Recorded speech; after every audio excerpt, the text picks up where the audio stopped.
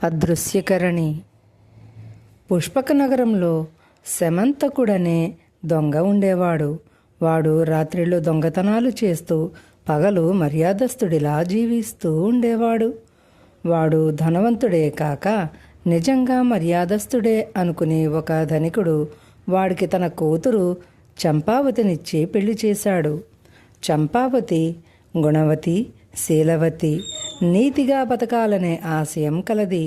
తన భర్త దొంగ అని తెలియడానికి ఆమెకు ఎంతో కాలం పట్టలేదు. అప్పుడు ఆమెకు కలిగిన బాధ అంతా ఇంత కాదు. భర్తను మంచి దారిలో పెట్టాలని ఆమె ఎంతగానో ప్రయత్నించింది. కానీ సమంతకుడికి భార్య మాటలు చెవికి ఎక్కలేదు. కొన్నాళ్లకు చంపావతికి కొడుకు పుట్టాడు. వాడికి సుమనుడు అనే పేరు పెట్టాడు సమంతకుడు.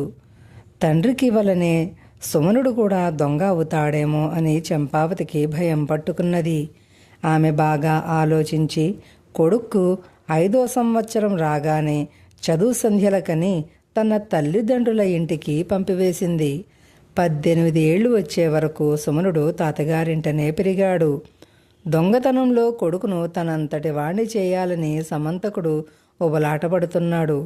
కొడుకు 18 ఏళ్లవాడయ్యాడని తెలియగానే అతడు వెళ్ళి వాణ్ణి తన ఇంటికి తీసుకువచ్చేశాడు. చంపావతికి దిగులు పట్టుకున్నది.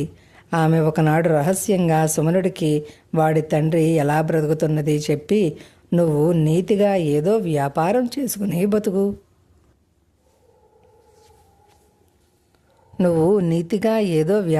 చేసుకుని బతుకు. అంతేగాని నీ తండ్రిలా దొంగవు కాకూడదన్నది నా కోర్కే అన్నది. అలాగేనమ్మా అన్నాడు సుమనుడు సంతోషంగా. ఇది జరిగిన వారం రోజుల తరువాత సమంతకుడు కొడుకుతో, డబ్బు సంపాదించడానికి ఎన్నో మార్గాలున్నవి. వాటిలో ప్రముఖమైనది దొంగతనం. ఈరోజు నువ్వు నాతో వచ్చావంటే ఈ విద్యలోని సులువులన్నీ నేర్పుతాను అన్నాడు. వద్దు నాన్న, దొంగతనం చేసి పట్టుబడితే జీవితంలో అంతకంటే అవమానం మరేదీ ఉండదు. నేనేదైనా వ్యాపారం చేస్తాను అన్నాడు సుమనుడు. మూర్ఖుడా, వ్యాపారంలో తప్పక లాభాలొస్తాయన్న నమ్మకం లేదు.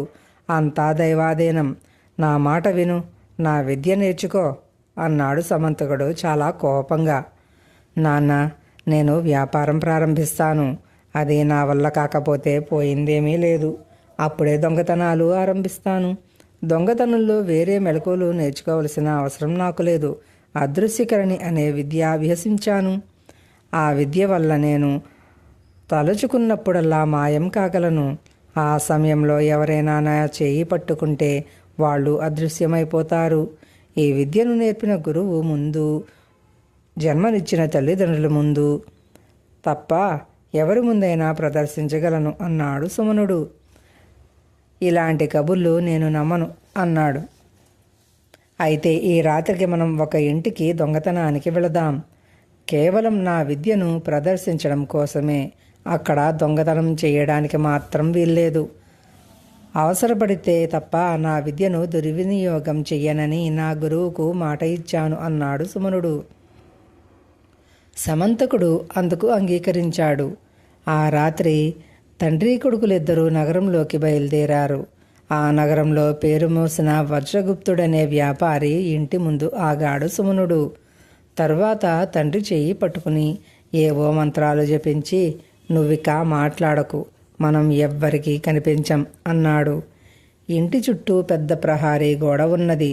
సమంతకుడు ఆ గోడ దూకాలనుకున్నాడు.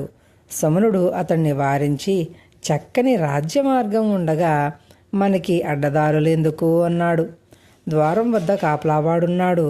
అయినా సుమనుడు సమంతకుడు లోపలికి వెళుతుంటే వాడేమీ పట్టనట్టు ఊరుకున్నాడు. ఇద్దరూ కొంత దూరం నడిచి భవనం సింహద్వారం చేరుకున్నారు. సుమనుడు తెరిచి ఉన్న ద్వారం గుండా లోపలికి పోతూ తండ్రిని, జాగ్రత్త, నా చెయ్యి మాత్రం వదలకు అని చిన్నగా హెచ్చరించాడు. లోపల ఏదో విందు జరుగుతున్నది. కానీ ఒక్కరూ ఆ తండ్రి కొడుకులను గమనించలేదు. సుమనుడు తండ్రిని భవనంలోని అన్ని గదులకు తీసుకుపోయాడు. ఒక గదిలో 4 పెద్ద పెద్ద పెట్టెలున్నవి. వాటిల్లో రత్నమాణిక్యాలు, బంగారు నగలు, బంగారు కాసులు, చీనాంబరాలు ఉన్నవి. అవి చూసి సమంతకుడి కళ్ళు చెదిరిపోయాయి. సుమనుడు వారించకుండా ఉన్నట్లయితే అతడు అక్కడి నుంచి ఏదో కొంత అపహరించుకుపోయేవాడే. తండ్రి కొడుకులిద్దరూ తిరిగి ఇల్లు చేరాక, నీ విద్య ముందు నాకు తెలిసినదంతా దిగదుడుపు. ఈ విద్య నాకు నేర్పవా అన్నాడు సమంతకుడు. దానికేం, తప్పక నేర్పుతాను అన్నాడు సుమనుడు. తరువాత అతడు తండ్రికి అదృశ్యకరణి పూజా విధానం ఎంత కఠినమైనదో చెప్పాడు. ఆ విద్య నేర్వకోరిన వాళ్ళు ప్రతిరోజు పురాణ పఠనం చెయ్యాలి, నీతి గ్రంథాలు చదవాలి, గంటల సేపు దైవ పూజ చేయాలి. ఇవన్నీ యథావిధిగా చేశాక రాత్రి పడుకోబోయే ముందు అదృశ్యకరణ మంత్రాన్ని 100 సార్లు జపించాలి. ఇలా 10 సంవత్సరాలు చేస్తే ఆ విద్య సమంతకుడి వశమవుతుంది. సమంతకుడు అదృశ్యకరణి విద్య నేర్చుకునేందుకు పట్టుదలగా పూజా విధి ఆరంభించాడు. అప్పుడు సుమనుడు తల్లితో, అమ్మా, 10 సంవత్సరాల వరకు నాన్న దొంగతనాల జోలికి వెళ్ళడు. ఈ కాలంలో నీతి గ్రంథాలు, పురాణాలు చదువుతూ దైవ పూజ చేయడం వలన ఆయనలో దొంగతనం చేయడం తప్పు, పాపం అన్న భావం కలిగే అవకాశం ఉన్నది. ఇంక నేను వ్యాపారం ప్రారంభించడానికి ఏ అడ్డంకి లేదు అన్నాడు. ఇదంతా ఎలా సాధించావురా అన్నది చంపావతి ఆశ్చర్యంగా. తాతగారింట ఉండి చదువుకునేప్పుడు నాకు వజ్రగుప్తుడి కుమార్తెతో పరిచయం అయ్యింది. ఆమెకు నేనంటే ఎంతో ఇష్టం. ఆమె సాయంతో ఈ నాటకం ఆడగలిగాను అంటూ గత రాత్రి తాను చేసినదంతా సుమనుడు తల్లికి చెప్పాడు. అంటే నీ తండ్రి దొంగ అని వాళ్ళందరికీ తెలిసిపోయిందా అన్నది చంపావతి నొచ్చుకుంటూ. లేదమ్మా, నాన్న ఆరోగ్యం బాగా లేదని, ఆయన సంపాదించేందుకు శ్రమ పడుతున్నాడని వాళ్లకు చెప్పాను.